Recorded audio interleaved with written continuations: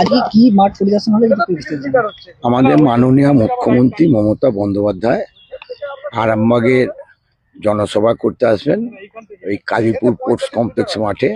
সেই জন্যই সিএম এর যে ডিএসপি সিকিউরিটি আছে, আমাদের আরামবাগ থানার আধিকারিকরা আছে, ইলেকট্রিক ডিপার্টমেন্ট আছে, পিডব্লিউডি আছে, তারা আছে আমাদের এইখানে আমাদের কাউন্সিলর আমাদের তৃপ্তি আর আমাদের প্রদীপ আছে থেকে যে এই মাঠটা কি চয়েস করছেন আর কি।